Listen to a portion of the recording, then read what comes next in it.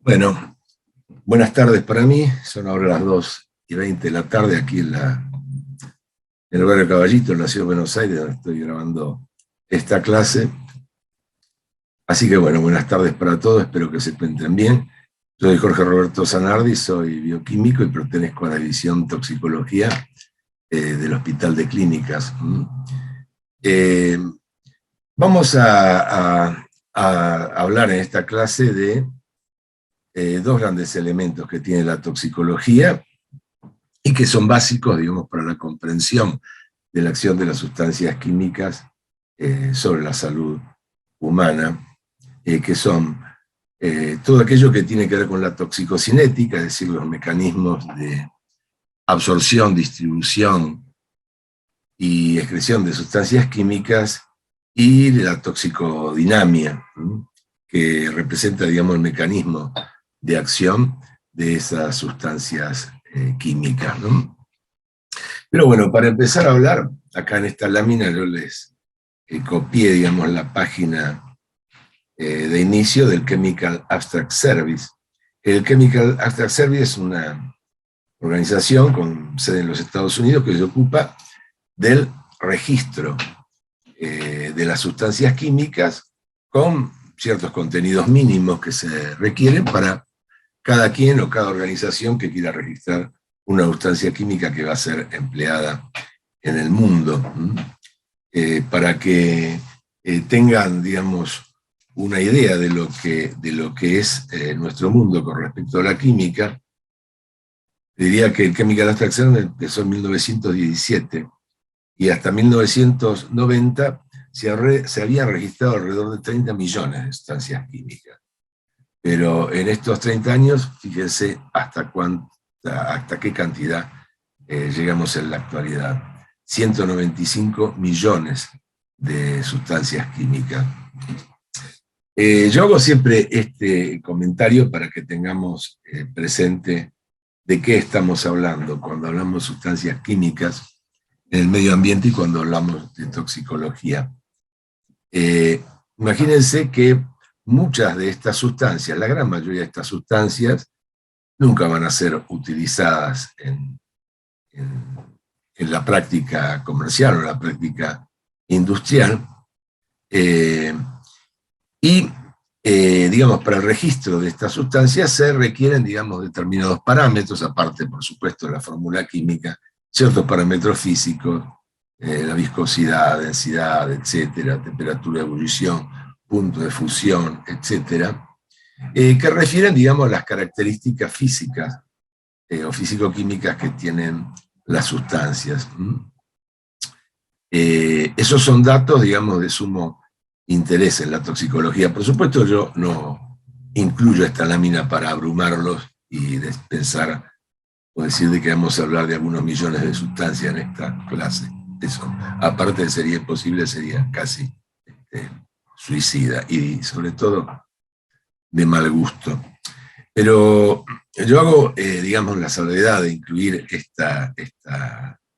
esta lámina porque, a diferencia de lo que ocurre con los medicamentos, cada vez que un medicamento, ustedes lo saben como médico, como profesional en la medicina, que un medicamento antes de ser volcado, digamos, al uso masivo por la población, pasa por una serie de ensayos, 4 etapas básicamente, que se realizan a través de ensayos clínicos que hace la industria farmacéutica hasta lograr, digamos, patentar un fármaco que va a ser utilizado para el tratamiento de alguna enfermedad o en beneficio de la salud humana. Ustedes ya saben de que ese es un costo enorme. La gran mayoría de las sustancias probadas no terminan, no tienen un final feliz. Muchas son descartadas y por eso el costo, digamos, para la industria farmacéutica al desarrollo de un nuevo fármaco es enorme. Pero desde el punto de vista farmacológico, cada una de esas sustancias es suficientemente probada, ensayos in vitro, ensayos in vivo y finalmente ensayos controlados en humanos. Con las sustancias químicas no ocurre esto, aunque en un universo hipotético deberíamos pensar de que sí, debiera hacerse algo equivalente cada vez que una sustancia química va a ser volcada al ambiente. Por supuesto, esto no ocurre, Y en la práctica toxicológica, y en la práctica de toxicología industrial, muchas veces nos topamos con sustancias o con intermediarios de sustancias químicas que son volcadas accidentalmente o en curso de un proceso industrial al ambiente y no tenemos, digamos, mayores datos de esa sustancia, a lo mejor no mucho más que lo que establece el Chemical Abstract Service y que está incluido en los protocolos de transporte de las sustancias en lo que se llama hojas MSDS, es Material Safety Data Sheet. Pero esos pocos datos nos pueden dar una orientación, en el caso de que haya habido algún accidente, un volcado de la sustancia, para saber qué conducta tenemos que tomar como profesionales de la salud con respecto a esas sustancias. Así que bueno, esto no es para aterrorizar la mención del Chemical Abstract Service, pero digamos de que la importancia que tiene el conocimiento de que hay numerosas sustancias químicas en el ambiente que eventualmente pueden entrar en contacto con los seres humanos y de las cuales a lo mejor no se conoce mucho más que los parámetros físico-químicos incluidos para su registro.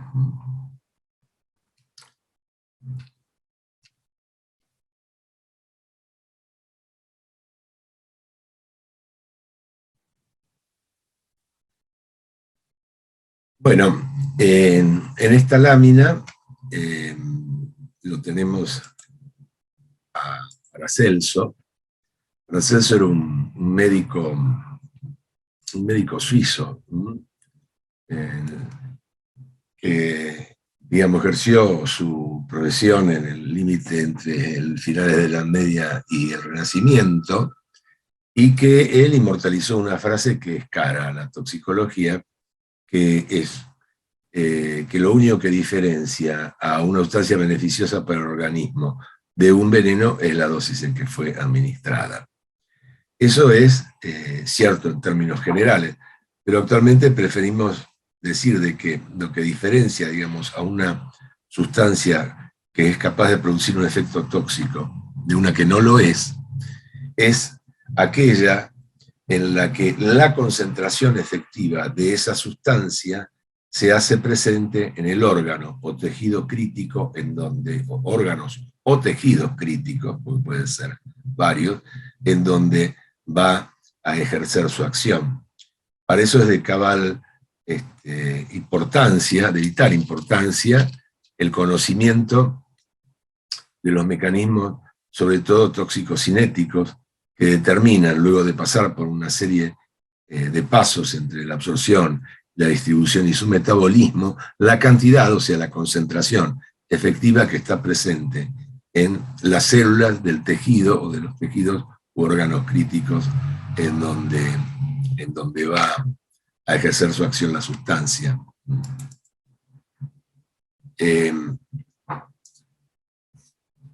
En esta clase hablamos en general de, indistintamente de fármacos, sustancias químicas, productos químicos, xenobióticos, en la medida en que para caracterizar, digamos, sus cualidades toxicodinámicas o toxicocinéticas son indistintos, aunque por supuesto cada una de esas acepciones reflejan sustancias o compuestos que tienen acciones muy diferentes entre sí. Hablamos de xenobiótico en general para sustancias químicas, en la medida que el prefijo xeno significa extraño, extraño al organismo. Esa es eso determina, digamos, un concepto que es de extrema importancia en toxicología, que es la presencia, digamos, de una sustancia o de sustancias extrañas en el organismo se corresponden a una exposición a la sustancia. La exposición o el índice de exposición de una sustancia es la fracción de la dosis externa presente en el ambiente, por ejemplo, en el aire a respirar. Decía entonces que la exposición lo que refleja es qué fracción de esa dosis externa ingresó al organismo y se convirtió en una dosis interna. Muchos de los parámetros que evaluamos los denominamos índices de exposición, que pueden o no tener una correlación con algún efecto tóxico. Simplemente la exposición refleja cualitativamente que esa persona o esa población se expuso a una determinada sustancia. Después, a través de lo que se llama el monitoreo biológico de las personas, no se puede determinar qué efectos, en el caso que los haya producido, qué efectos y qué cantidad de esos efectos tuvieron origen, digamos, en la exposición a esa sustancia, y cuáles de esos efectos realmente están indicando alguna circunstancia perjudicial para la salud. Con toxicodinamia reflejamos lo que el mecanismo de acción de las sustancias sobre un tejido, sobre un órgano. La toxicodinamia refleja lo que las sustancias químicas o los xenobióticos hacen con el cuerpo humano, mientras que la toxicocinética refleja lo que el cuerpo humano hace con la sustancia. Ahí tenemos, digamos, un esquema general de los mecanismos de toxicodinamia, que comprenden, digamos, los mecanismos que van de la absorción, de la distribución, hasta la llegada del tóxico, al órgano blanco, al tejido, a las células que forman parte de ese tejido. En esa circunstancia,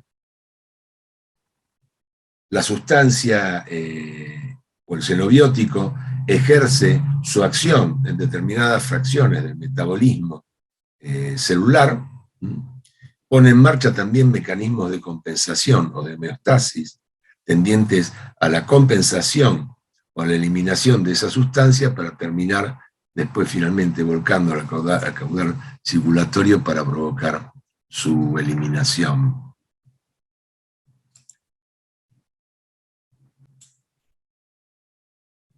Bueno, en esta lámina vamos a adentrarnos ahora en los mecanismos, digamos, todos los procesos que tienen que ver con la toxicocinética, que, como decía, reflejan lo que el cuerpo, el organismo humano hace con la sustancia.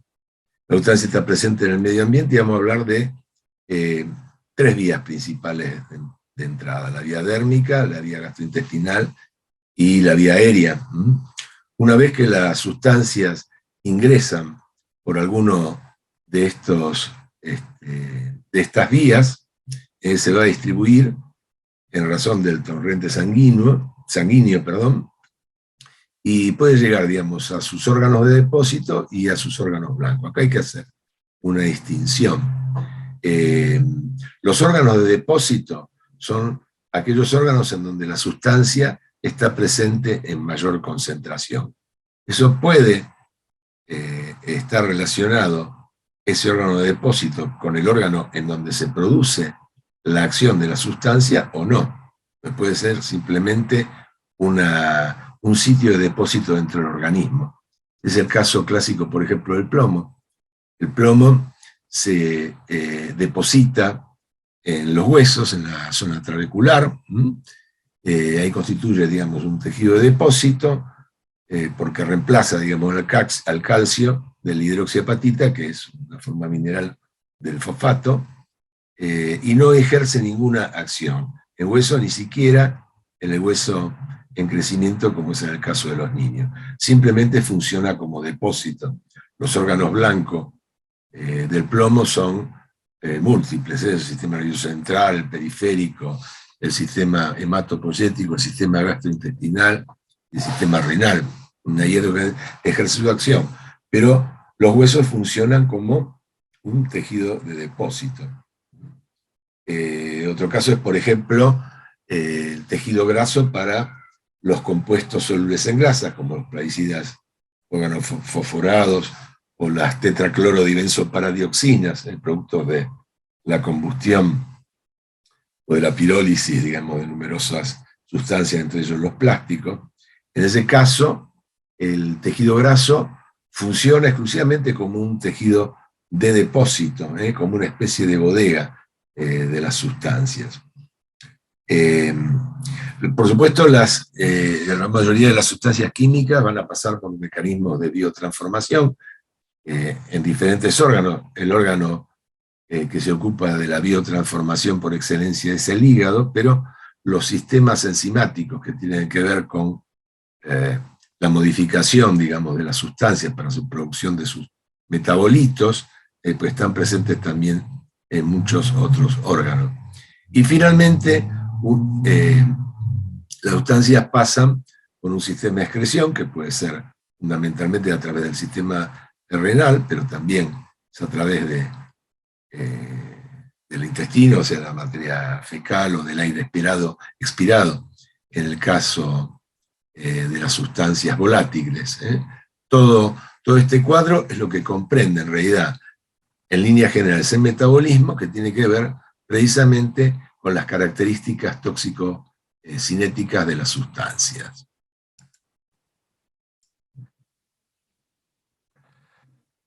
Bueno, para hablar de los mecanismos de absorción, hay que inevitablemente hablar de los mecanismos de transporte a través de las células, porque el pasaje de una sustancia desde el exterior al interior del organismo comprende el pasaje a través de células. No existe el pasaje a través de sitios intersticiales. Siempre las sustancias tienen que atravesar las células y para eso tienen que ser capaces, de una manera o de otra, de atravesar las membranas plasmáticas. Una célula es una unidad funcional, son unidades funcionales que tienen diferencias notorias entre sí, depende del órgano al que pertenezcan, pero con respecto a su estructura, son prácticamente, todas comparten más o menos la misma estructura, y como ustedes recuerdan, es una bicapa lipídica que a la temperatura corporal está en estado fluido, por eso se habla del modelo de membranas plasmáticas como modelo de mosaico fluido. Las células están compuestas fundamentalmente por una estructura de fosfolípidos, donde la zona polar, la zona de los fosfatos que exhiben los fosfolípidos pueden ser fosfatilcolina, fosfatilserina, fosfatiletanolamina, etc. En donde las zonas polares de los fosfolípidos están expuestas hacia el exterior o el interior de las células, que es donde se encuentran, digamos, los fluidos polares, y las zonas hidrofóbicas están hacia el interior de la membrana. A la vez, la membrana está interrumpida por proteínas, algunas expuestas hacia el espacio extracelular, otras al espacio intracelular y otras que atraviesan de un lado al otro, son las proteínas transmembrana. Para que una sustancia ingrese al organismo, decíamos entonces, tiene que ser capaz de atravesar la bicapa lipídica.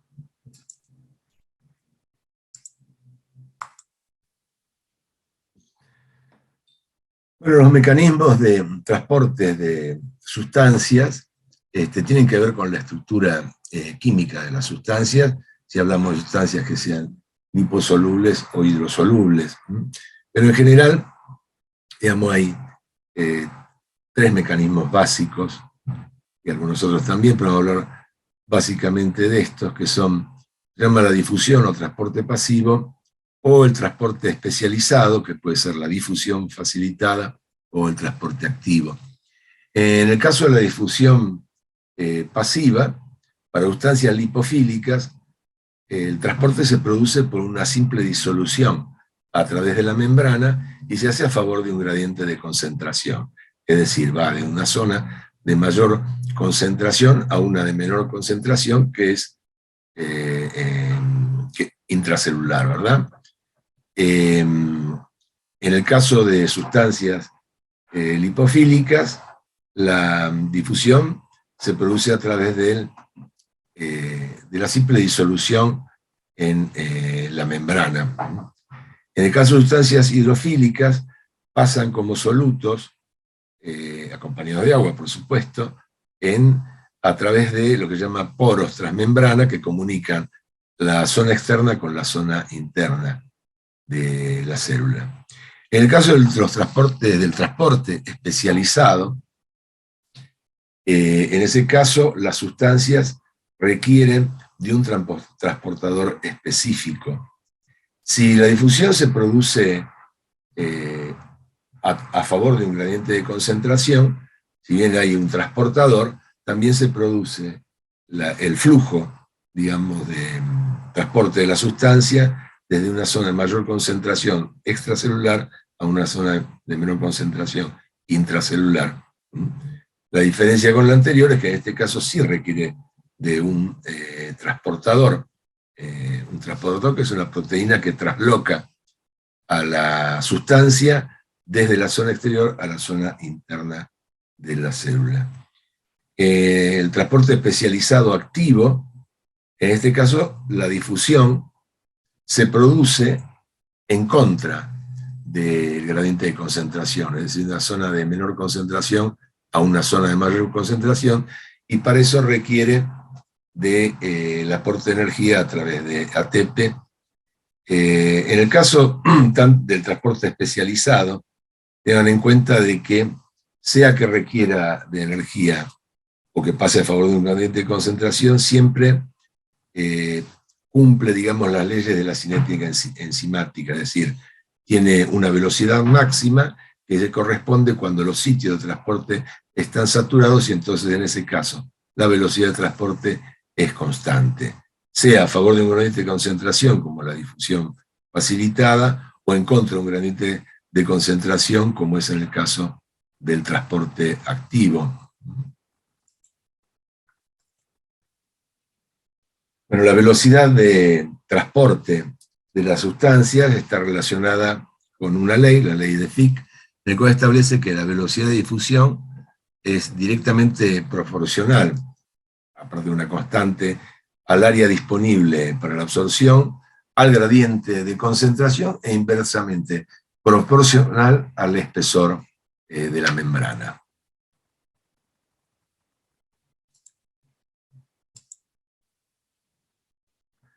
Bueno, en cuanto a las vías de absorción, vamos a hablar de las tres principales vías de absorción, que son de importancia en toxicología industrial, que son la vía inhalatoria, la gastrointestinal y la cutánea. Las otras, que bueno, son de importancia, digamos, en la farmacología o en la clínica, en la sublingual, rectal y parenteral, que puede ser intravenosa, subcutánea e intramuscular. Pero digamos que para toxicología industrial, las tres que enumeramos al principio son las más importantes. Empezamos entonces por la vía inhalatoria. La vía inhalatoria depende, bueno, del estado físico de las sustancias. Así hablamos de gases y vapores, de líquidos y de sólidos que están presentes en forma de aerosoles, que pueden ser partículas, polvos o humos, y los humos metálicos y humos carbonosos.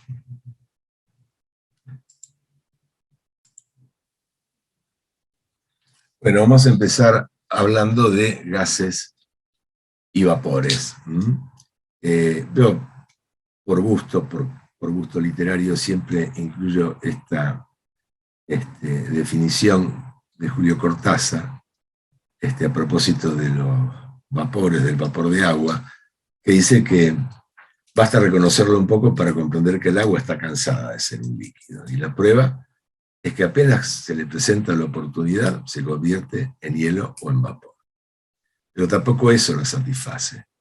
El vapor se pierde en absolutas divagaciones, y el hielo es torpe y tosco. Se planta donde puede, y en general solo sirve para dar vivacidad a los pingüinos y a los gin tonic. Dicho esto, vamos a hablar, dejando la literatura de lado, realmente a hablar de gases.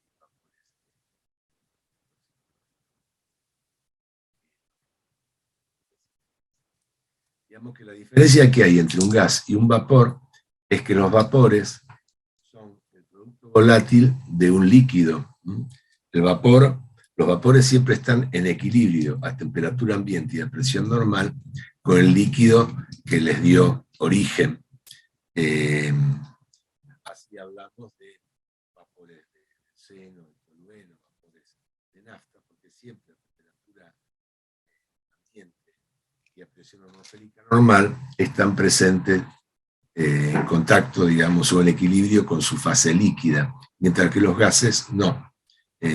Pero desde el punto de vista físico-químico y desde el punto de vista sanitario, gases y vapores, al ingresar por la vía inhalatoria, se comportan de la misma manera. Los gases y vapores, bueno, no tienen forma, tienden a ocupar todo el volumen, digamos, que tienen disponible, son comprensibles y son expandibles. Desde el punto de vista toxicológico, uno de los primeros parámetros que es de importancia considerar es la capacidad o la afinidad que tienen por los líquidos. Porque según la afinidad que tiene por los líquidos, por el agua, va a ser los sitios en donde van a ejercer su acción.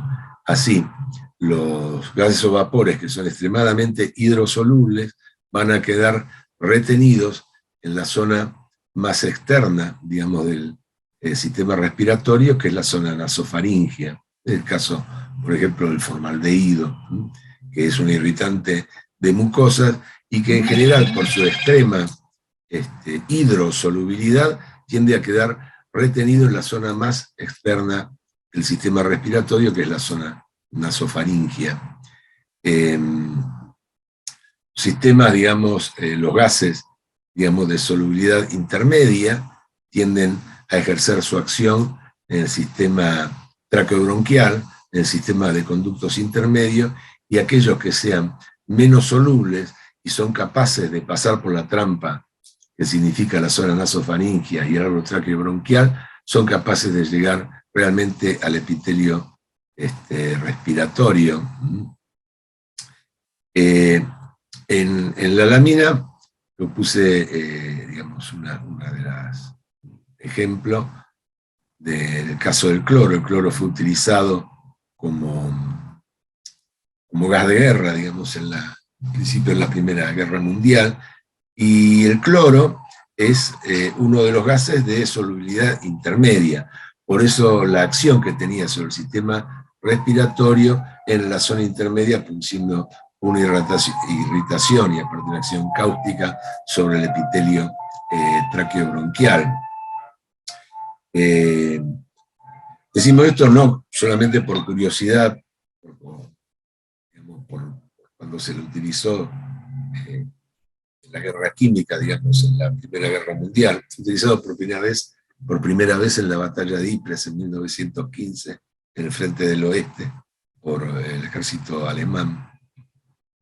Sino que el cloro es también un gas que está presente, digamos, en la vida cotidiana o en la vida industrial cotidiana, porque se utiliza, digamos, como tal en una serie de procesos químicos. Uno, el más generalizado, es la cloración del agua. Siempre las piletas, digamos, de AISA en la ciudad de Buenos Aires se incluye cloro, digamos, por su acción bactericida, de modo que son frecuentes o pueden tener, digamos, un cierto riesgo la producción de accidentes con cloro a escala industrial. Y en la vida hogareña, siendo que el cloro es parte del agua lavandina, el agua lavandina en realidad es hipoclorito de sodio disuelto en agua, pero la acción bactericida que tiene el agua lavandina se corresponde con la cantidad de cloro activo que es capaz de liberar. Por eso un accidente, digamos, hogareño que puede ocurrir es cuando se produce, digamos, por la mala utilización del agua lavandina, por ejemplo, cuando se la utiliza en conjunto con un oxidante, por ejemplo, con detergentes que tienen características oxidantes, y se produce una gran o una brusca eliminación de cloro. Por lo tanto, es una sustancia, digamos, un grupo de, un gas, digamos, que tiene, digamos, cierta consulta del accidente, cierta frecuencia de consulta del accidente con cloro en toxicología.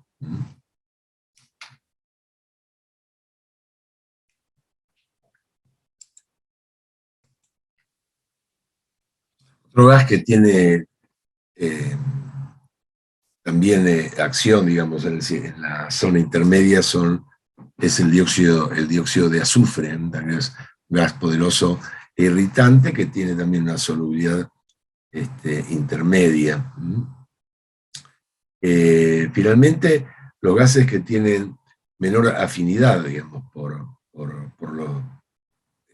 los líquidos que son menos hidrosolubles, como por ejemplo el ozono o los óxidos del nitrógeno, son aquellos capaces de superar las trampas que le opone, digamos, todo el sistema de circulación de aire, y son los que llegan realmente a ejercer su acción sobre el epitelio respiratorio, una acción que tienen sobre los neumocitos de tipo 1, que son los que realizan el intercambio gaseoso. En general, el fosgeno es el oxicloruro de carbono, es un gas que se produce cuando hay combustión de compuestos clorados, por ejemplo, tetracloruro de carbono o cloroformo en contacto con el aire. Es un gas que puede producirse también en el curso de accidentes y tiene una acción inerte, digamos, una inercia, perdón, mejor dicho, en su acción, que conduce, digamos, se produce el edema pulmonar, digamos, varias horas después de la exposición. Otro gas de estas características, que es el ozono. El ozono está presente, es uno de los gases que se producen en el curso de soldadura, especialmente de soldadura a altas temperaturas, como la soldadura de óxido acetileno o la soldadura eléctrica. El ozono es una molécula que contiene 3 átomos de oxígeno, por lo tanto es muy inestable y produce también la peroxidación, digamos, al descomponerse, la peroxidación de las membranas de los neumocitos, y también conduce a la formación de edema en el curso de una exposición prolongada y a altas concentraciones de ozono. Decíamos entonces, resumiendo, de que en la vía inhalatoria es de importancia la hidrosolubilidad, que es lo que va a determinar, digamos, la zona de acción sobre el sistema respiratorio, zona nasofaringea, traqueobronquial o el epitelio respiratorio. Por supuesto, otro de los factores que determinan la acción de los gases es la concentración en la que están presentes en el aire a respirar, medida por el número de moles, o simplemente por la presión parcial del gas en la mezcla, que está relacionada directamente por la ley general del estado gaseoso con la cantidad o el número de moles de esa sustancia. Después, por la solubilidad, una vez que llegan al epitelio respiratorio, la solubilidad que tienen en sangre. Y finalmente, los parámetros fisiológicos, que son la perfusión pulmonar y la frecuencia circulatoria, ¿verdad? Estos son, digamos, los factores que gobiernan la entrada, la absorción de gases o vapores por el sistema respiratorio.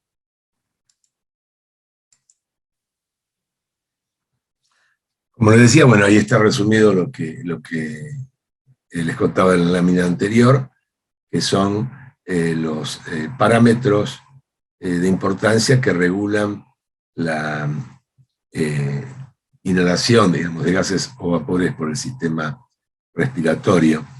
Eso está gobernado por el efecto, digamos, o la producción de efectos biológicos por la inhalación de gases o vapores tóxicos.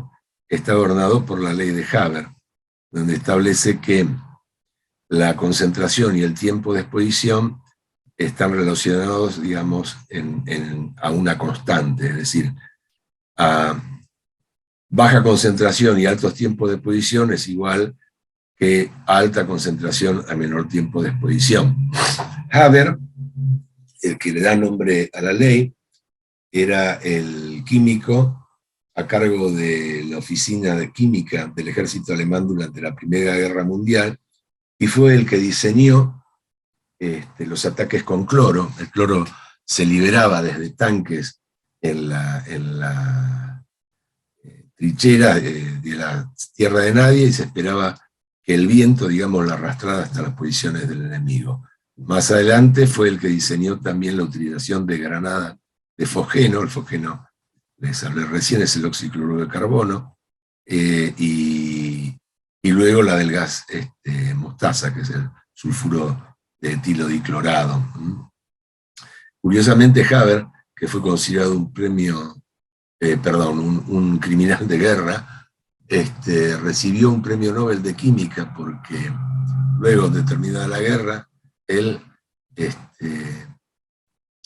diseñó, digamos, la síntesis del amoníaco a partir de nitrógeno e hidrógeno, y eso representó, digamos, para Alemania una solución, digamos, para el bloqueo que tenían por parte de las potencias aliadas luego de la derrota en la Primera Guerra Mundial para la fabricación de fertilizantes.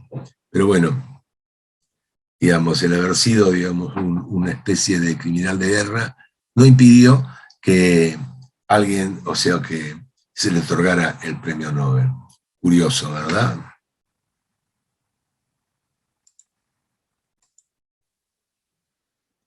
Bien, ahora vamos a hablar del caso de aerosoles líquidos. Los aerosoles líquidos se constituyen, digamos, son sistemas heterogéneos desde el punto de vista físico, compuestos por dos fases. Una fase dispersante, que es la que está en mayor concentración, que es el aire, y una fase dispersa, que está en menor concentración, que corresponde a los líquidos dispersos en forma de pequeñas gotitas. Si bien se habla de aerosoles líquidos, el nombre apropiado es el de nieblas, por eso está ahí en la imagen aquel tango maravilloso que es Nieblas del Riachuelo. Desde el punto de vista físico-químico, los líquidos se distribuyen a través de todo el epitelio respiratorio y su entrada depende de la capacidad de solubilizarse que tienen en las membranas que tapizan todo el árbol respiratorio, en arreglo, digamos, o en condiciones, digamos, de su liposolubilidad y también de su hidrosolubilidad. Le corren las líneas generales de los mecanismos de absorción que hablamos en un principio. Se habla así de nieblas o de aerosoles líquidos, especialmente de ácidos perjudiciales para la salud. Así se habla de nieblas nítricas, nieblas clorhídricas o nieblas sulfúricas.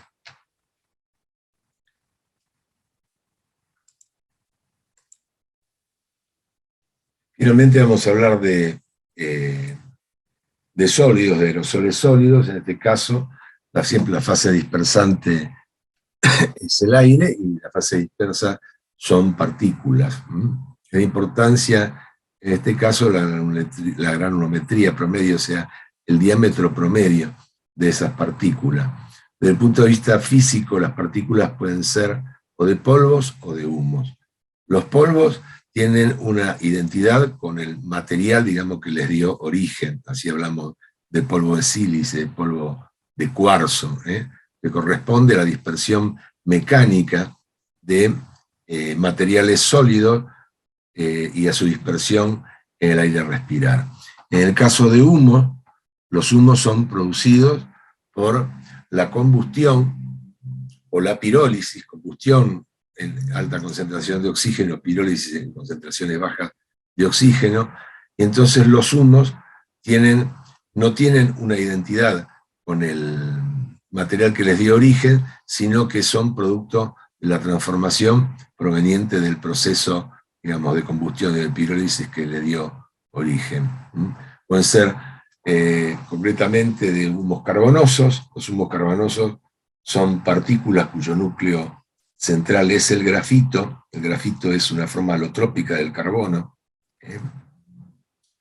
que es capaz de absorber con D, absorber partículas en su superficie y constituye entonces esos núcleos de grafito el vehículo de entrada de sustancias químicas por la vía inhalatoria.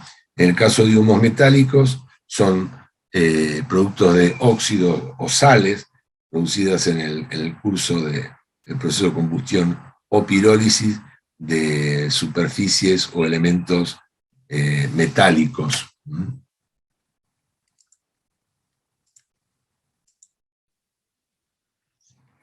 Bueno, en la foto lo que se ve es una de las imágenes típicas de Londres hasta los años 50 o 60 del siglo XX, en donde la contaminación, digamos, atmosférica estaba dada por el smog, que es una palabra inglesa que viene de la mezcla de smoke y fog, humo y niebla, porque eso se correspondía con el tipo de calefacción que se utilizaba en ese momento. Ahora, en las láminas posteriores vamos a hablar un poco de ese tipo de la contaminación ambiental, y vamos a aclarar un poco de qué se trata o qué consecuencias tienen para la salud los dos grandes tipos de contaminación atmosférica que son posibles. Pero vamos a terminar hablando ahora de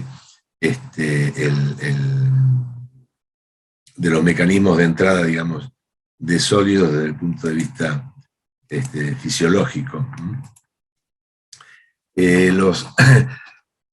Ahí importa, les decía, la granulometría, es decir, el diámetro promedio de las partículas. Se estima que las partículas que tienen entre 5 y 10 micrones promedio de diámetro quedan retenidas en la región nasofaringia, en donde van a ser drenadas, digamos, expulsadas, gracias al trabajo mecánico. Las partículas de tamaño intermedio, entre 1 y 5 micrones, van a quedar retenidas en la zona traqueobronquial, van a quedar retenidas en el epitelio ciliar. Ustedes saben que la zona intermedia está recorrida, digamos, por células que tienen cilias, que tienen un ligero movimiento. El drenaje, digamos, o el clearance del epitelio traqueobronquial va a ser la vía gastrointestinal, porque esas partículas van a ser deglutidas.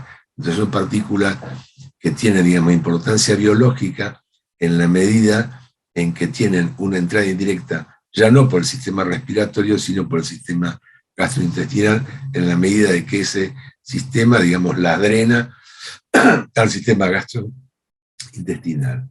Y finalmente las partículas cuyo diámetro es inferior a 1 micrón son las que van a llegar al epitelio alveolar y van a quedar, digamos, allí retenidas y van a ser absorbidas en función de la capacidad que tengan de atravesar las células que lo tapizan, leucocitos de tipo 1, 2, o eventualmente ser captadas por el sistema de macrófagos alveolares a través del mecanismo de endocitosis o de fagocitosis. Pero digamos que una vez que las partículas llegan al sistema alveolar, de una manera u otra van a quedar o van a ingresar al organismo. También una vía es que ingresen a través del sistema linfático.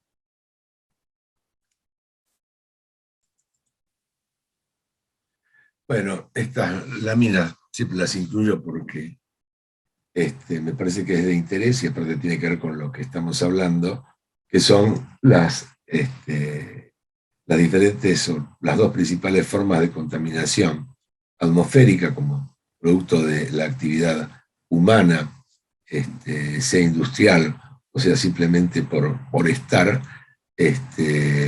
las dos grandes tipos de contaminación, que se las clasifica según el tipo de reacción química a la que aluden, la contaminación reductora o la contaminación oxidante. Bueno, ahí hay un esquema de la atmósfera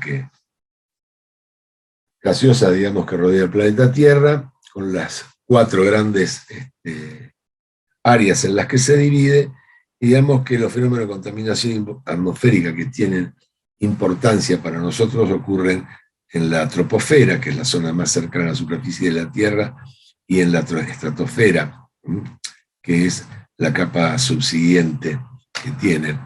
Decía de que hay 2 tipos de grandes de contaminación atmosférica.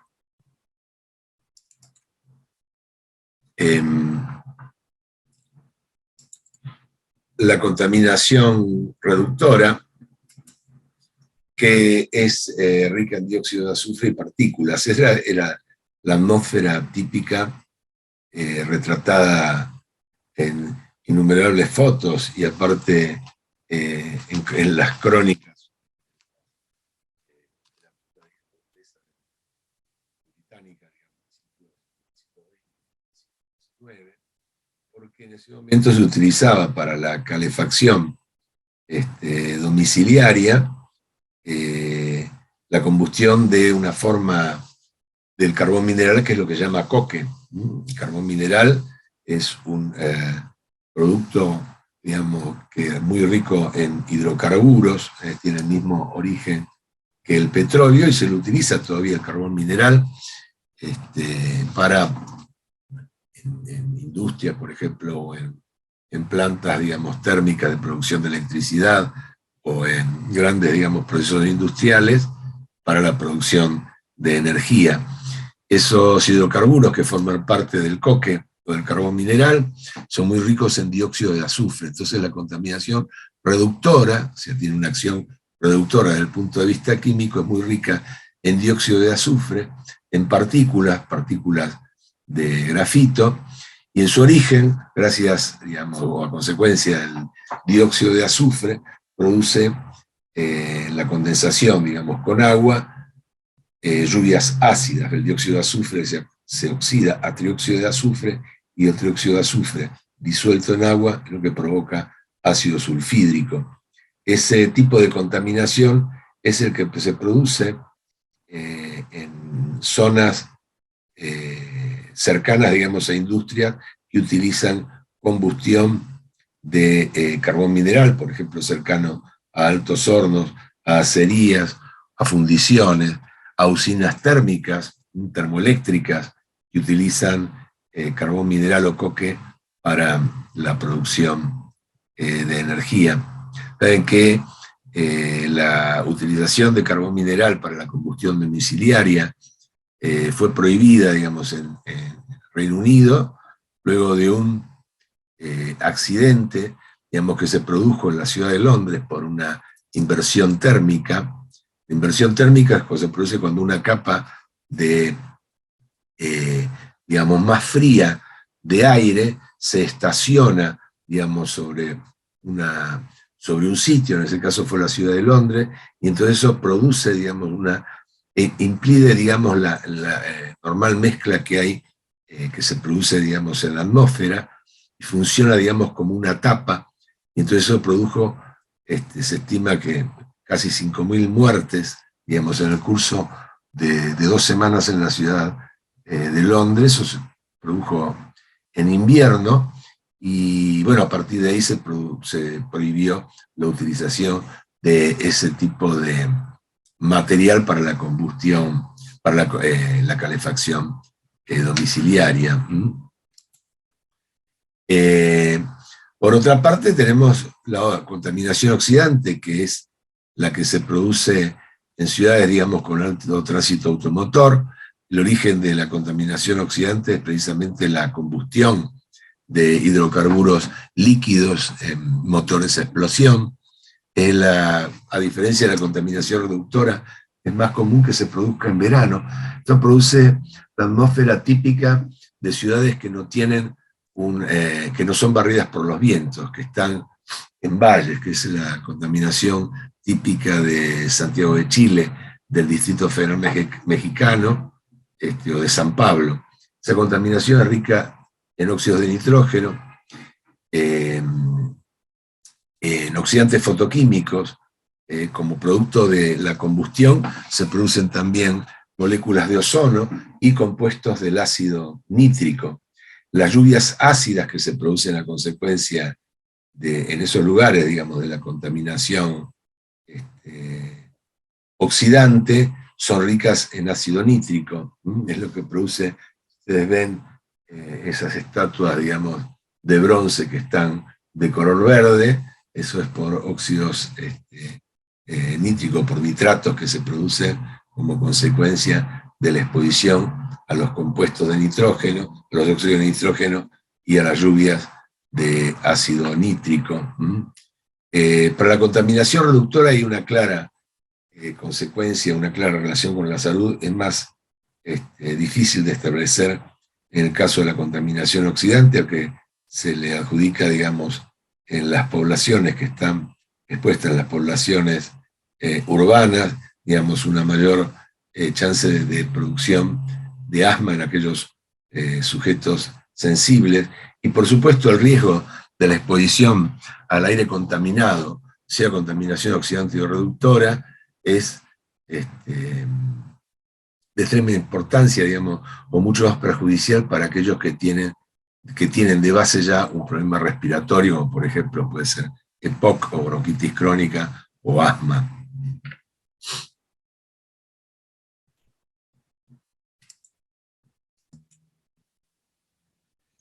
Bueno, ahora vamos a hablar de la segunda vía de importancia para la absorción de la sustancia, que es la vía gastrointestinal.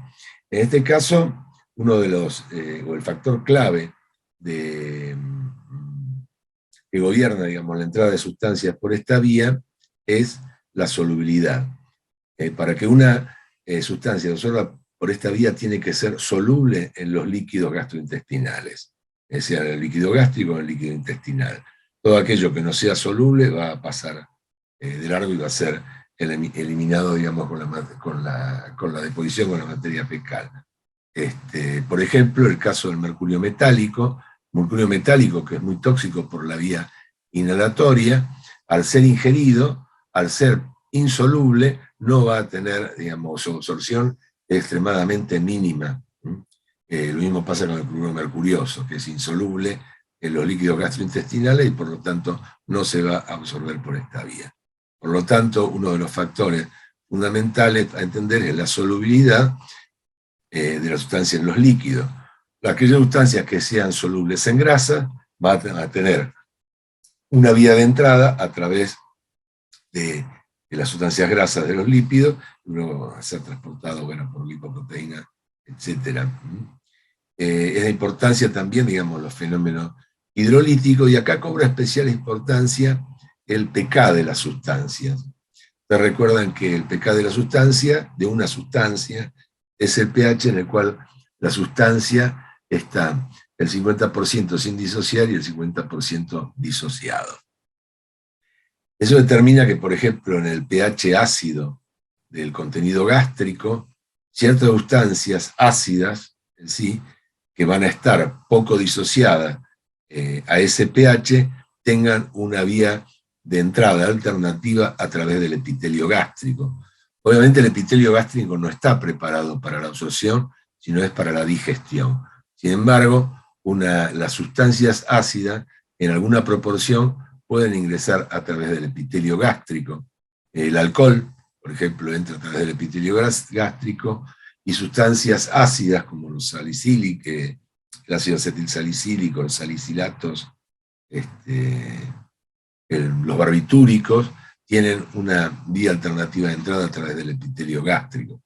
Sin embargo, la zona del sistema gastrointestinal preparada para la absorción es precisamente el intestino, en donde, en razón, digamos, de la amplia o de la enorme superficie de absorción, las velocidades, las microvelocidades, y al hecho de estar altamente irrigado, hace que aún las sustancias con pH ácido, su sitio principal de ingreso sea también a través del intestino. Factores intermedios, digamos, que intervienen en la tasa de absorción a través del sistema gastrointestinal es, por supuesto, el contenido gástrico y la motilidad.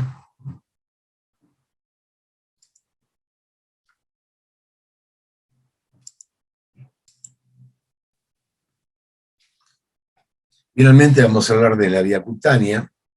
Para la vía cutánea, digamos, hay que tener en cuenta que la barrera principal que regula la tasa de absorción a través de la vía dérmica son las células de la capa córnea, o sea, del estrato más externo de la piel.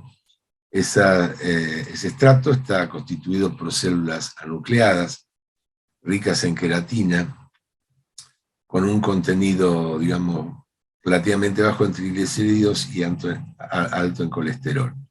Eso da, digamos, una una gran capacidad impermeable para sustancias acuosas y para sustancias que están en el extremo de la lipohidrosolubilidad. Obviamente, una vez atravesada la vía cutánea, en razón de una, digamos, de injuria mecánica, etc., puede, digamos, la absorción se produce rápidamente, pero, digamos, lo que constituye, digamos, la barrera principal es la capa más externa de la piel, es la que está constituida por el epitelio, por la epidermis, el epitelio más queratinizado. También puede haber, digamos, una vía de entrada alternativa a través de folículos pilosos o glándulas sebáceas, pero en razón de que están en muy baja proporción, prácticamente son de muy escasa importancia, digamos, para la regulación de la tasa de entrada por esta vía. Después, bueno, fenómenos fisiológicos, por supuesto, son la temperatura externa, la hidratación y también la irrigación de la zona en donde se produce el contacto con las sustancias químicas. Una vez que las sustancias ingresaron a través de alguna de las tres vías que ejemplificamos, que describimos antes, van a ser distribuidas a través de la sangre. En razón, por supuesto, de solubilidad, y van a ser transportadas también por proteínas de transporte. En este caso cobra especial importancia la albúmina, que es esta proteína que está en mayor concentración. El transporte de la sustancia se produce a través de uniones, sobre todo uniones de puente hidrógeno, o lo que llama, o las fuerzas de Van der Waals, que son por, digamos, homología, digamos, estática entre las sustancias y la albúmina, y a la vez también existen proteínas específicas de transporte, por ejemplo, la transferrina, capacidad de transporte de hierro, la ceruloplasmina para el cobre, las metalotioneínas para el caso del zinc o el cadmio, pero una vez, digamos, que las sustancias ingresan, van a ser distribuidas entonces a través de las proteínas de transporte. Hay que tener en cuenta que para que una sustancia atraviese células y pase de un órgano a otro, de la sangre a un órgano, las sustancias no tienen que estar unidas. Es decir, la capacidad de unión a una proteína es una relación o un parámetro que tiene que ver con la capacidad de la sustancia para llegar a su órgano crítico o su órgano de depósito. Todo aquello que está unido no pasa a través de células. Para pasar a través de células, las sustancias tienen que estar libres.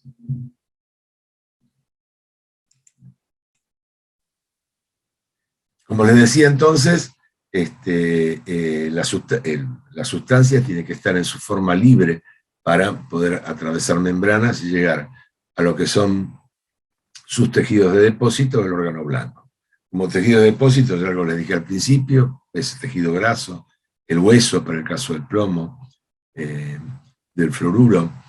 También las proteínas se las considera en parte como un tejido de depósito. Las lipoproteínas también son un tejido de depósito en la medida que lo que está presente en ella es lo que está unido. Recuerden que no es lo que puede llegar a pasar a través de membrana. Por eso se habla también de que las proteínas funcionan en parte como un tejido de depósito y no solamente de transporte. Y, bueno, en su forma libre pueden llegar a su órgano crítico u órganos críticos o tejidos críticos y tejidos blancos, que es donde las sustancias van a estar presentes en una concentración tal capaz de producir un efecto que nosotros consideramos tóxico, o sea, perjudicial para el organismo.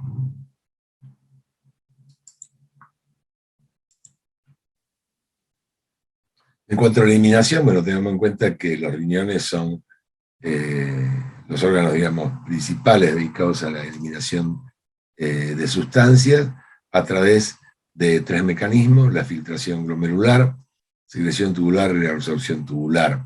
La filtración glomerular se produce, digamos, la capacidad de filtrado que tiene el glomérulo a través de poros que son de alrededor de 70 micrones. El límite de la filtración glomerular es la albúmina, una proteína de 70 kilodaltons. Todas las proteínas, digamos, que pasen de un peso molecular menor a 70 kilodalton van a ser reabsorbidas después por transporte activo, especialmente el túbulo contorneado proximal. Y otros mecanismos que intervienen son la secreción de sustancias y también la reabsorción. Los mecanismos, digamos, que gobiernan secreción y reabsorción tienen que ver también con lo que hablamos previamente de la característica, digamos, físico-química que tienen las sustancias. Sustancias más hidrosolubles, más liposolubles, van a ser reabsorbidas, digamos, con mayor facilidad que aquellas que están más hidrosolubles o más ionizadas. Una de las alternativas para modificar la eliminación de sustancias es la variación del pH urinario, por ejemplo, para eliminar sustancias básicas, la acidificación del pH urinario. También es de importancia, bueno, la vía biliar. En general, las sustancias que se eliminan por vía biliar son las de un peso molecular superior a 500. Interviene también, digamos, la característica tiene que estar con baja ionización, y los mecanismos involucrados en la vía biliar son mecanismos en general de transporte activo. Por ejemplo, sustancias conjugadas con ácido glucurónico, metabolitos como los glucurónidos, se eliminan por la vía biliar. Y también, bueno, una de las vías de eliminación es la vía pulmonar para sustancias volátiles, para hidrocarburos del tipo del benceno o para el alcohol. Es decir, la determinación, digamos, del valor de alcoholemia por la medición indirecta del alcohol eliminado del aire expirado, que tiene una relación directa con la cantidad de alcohol circulante, se produce gracias a que funciona la vía pulmonar como un mecanismo de eliminación de sustancias. Bueno, extrema importancia para la toxicocinética, para la toxicología, ¿no? Son los procesos de biotransformación. El proceso de biotransformación, el órgano por excelencia de biotransformación es el hígado, que contiene sistemas enzimáticos, digamos, capaces de producir una transformación de la sustancia para producir metabolitos, pero también están distribuidos esos sistemas en otros tejidos, como por ejemplo pulmón, testículo, epitelio gástrico, etc. Lo importante para entender, digamos, los mecanismos de biotransformación es que el resultado de sus reacciones es la obtención de un metabolito. Los metabolitos son más polares y al ser más polares van a ser más fácilmente eliminables. Por lo tanto, un metabolito es una sustancia más polar que el compuesto original. Desde el punto de vista biológico, pueden ser menos activos o más activos. De hecho, muchas sustancias que se metabolizan por esta vía dan metabolitos reactivos o más potentes que el original. Por ejemplo, el paratión, que es un plaguicida órgano fosforado, se metaboliza en el hígado a paroxón, que es unas 100 veces más activo que el paratión en sí mismo. En este caso, el metabolito es más polar, pero también es más potente desde el punto de vista biológico. Las reacciones de biotransformación pueden ser clásicamente esquematizadas en reacciones de fase 1, que son reacciones realmente de transformación de la sustancia en un metabolito, y las reacciones de fase 2, que son reacciones de síntesis, que comportan la síntesis de un metabolito del compuesto original con un compuesto endógeno, como puede ser el ácido glucurónico, por ejemplo, la conjugación con glicina o con glutatión, para producir entonces un compuesto de síntesis que también va a ser más fácilmente eliminable que el compuesto que les dio origen. Las reacciones de fase 1 pueden ser reacciones de oxidación, reducción, hidrólisis, importan también reacciones de alquilación, de deaminación o de formación de epóxido. Dentro de las reacciones de fase 1 cobra importancia el sistema de las monooxigenasas, sistema de hemoproteína del citocromo P450 que utiliza fosfato reducido y que son responsables de la incorporación de un átomo de oxígeno molecular en una sustancia para la producción de un metabolito. Es un grupo de familias, digamos, comprenden el citocromo P450 y cada familia, digamos, mejor dicho, cada subfamilia tiene especificidad por algún tipo de sustrato. Las enzimas del citocromo P450 su síntesis es inducible por presencia de sustrato, es decir, que su síntesis se ve aumentada cuando hay una exposición a un determinado sustrato específico que estimule la síntesis. Obviamente, al estar incrementada su síntesis, su capacidad metabólica es mayor, pero vale tanto para el sustrato, digamos, que le dio origen, como para todos los otros por los cuales tiene especificidad. Las reacciones de fase 2, que son reacciones, como les decía, de síntesis, de conjugación con sulfato, por ejemplo, o con ácido glucurónico, glutatión, en general son eliminadas a través de la bilis.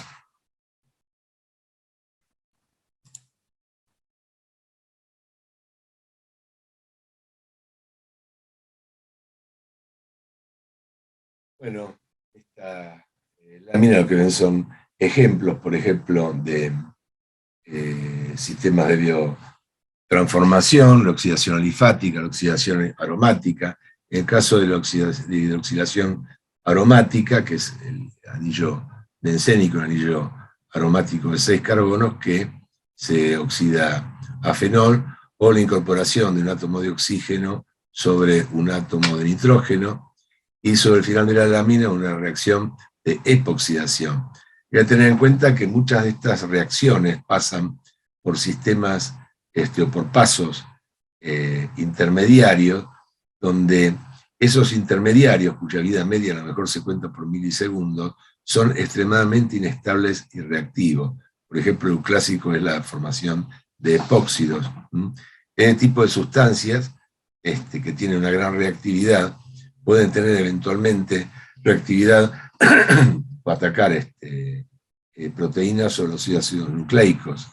Muchos de los mecanismos de formación de productos genotóxicos, o sea, de capacidad de genotoxicidad, es decir, de actuación sobre el ADN, tiene que ver con los metabolitos intermediarios formados en el curso de la biotransformación de una sustancia. Esos metabolitos extremadamente reactivos pueden unirse a bases del ADN para formar lo que se llama aductos e instalar entonces un producto genómico, digamos, transformado. Es un mecanismo de producción de genotoxicidad, o sea, de cáncer a través por medio de sustancias químicas. En caso de reacciones de reducción, tenemos ahí la diazorreducción con formación de aminas, o la nitroreducción aromática con la formación, digamos, a partir de derivados, por ejemplo, nitrobenceno para la formación de anilinas. Y como les hablaba antes de las reacciones del citocromo P450, ahí también hay ejemplos de diversos tipos de reacciones en las que intervienen las 12 subfamilias del citocromo P450. Como les decía, muchos de los metabolitos son en realidad sustancias más polares que el compuesto original. Y muchos de ellos son aún más tóxicos que el compuesto original, y en este esquema o en esta lámina, digamos, lo que hay son metabolitos más tóxicos, metabolitos tóxicos producidos por las enzimas del citocromo P450, y ahí con sus familias, ¿no? Por ejemplo, la CIP1A1, que da metabolitos tóxicos a partir del tetracloruro de carbono, el cloroformo, etc. Bueno, ahí está el esquema que ustedes pueden visualizar.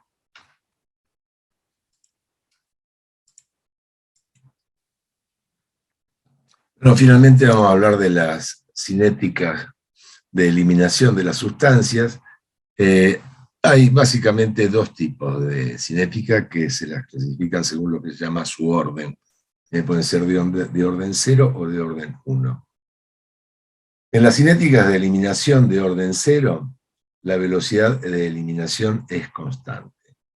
Es decir, que si uno grafica en un eje de ordenadas y abscisas la concentración en función del tiempo, va a obtener una recta, en donde la pendiente de la recta va a ser la velocidad, es decir, el diferencial de la concentración con respecto al tiempo. Lo importante, las cinéticas de la velocidad de orden 0, es que al ser la velocidad de eliminación constante, la vida media es fuertemente dependiente de la dosis. Es el caso del alcohol o de los alcoholes. Los alcoholes se eliminan a una velocidad constante. Para el alcohol etílico, en promedio, en general, en un consumidor de alcohol no habitual, digamos, la velocidad de eliminación es de 0,5 gramos litro por hora. La velocidad es constante. Y la vida media, entonces, es fuertemente dependiente de la dosis. En cambio, en las cinéticas de orden 1, la velocidad de eliminación es variable. Si uno grafica la concentración en función del tiempo, va a tener un gráfico de tipo logarítmico, y donde en realidad el tiempo de eliminación, o sea, la vida media de la sustancia es constante, y la fracción o la tasa de eliminación disminuye en forma constante.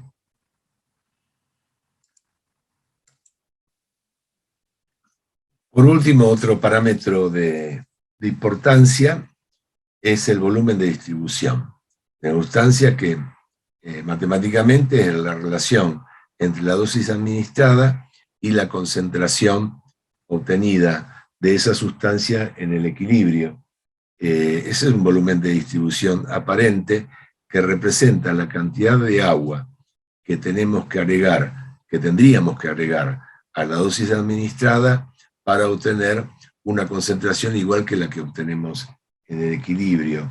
Eso representa, digamos, es una representación matemática de la distribución de la sustancia, es decir, sustancias que tienen un gran volumen de distribución, es decir, que son sustancias que se unen a un tejido en particular, porque tienen entonces, digamos, una gran afinidad por ese tejido. Por ejemplo, en el caso de los digitálicos, los glicósidos cardíacos, que tienen una afinidad, digamos, con el tejido cardíaco, a una gran dosis, digamos, se van a encontrar unidos digamos, al tejido cardíaco, y entonces en baja concentración en el plasma. Por eso el volumen es un volumen de distribución de centenares de litros. Por eso se habla de volumen de distribución aparente. Y en realidad lo que representa el volumen de distribución es precisamente la afinidad que tiene esa sustancia, digamos, por algún órgano o tejido en particular.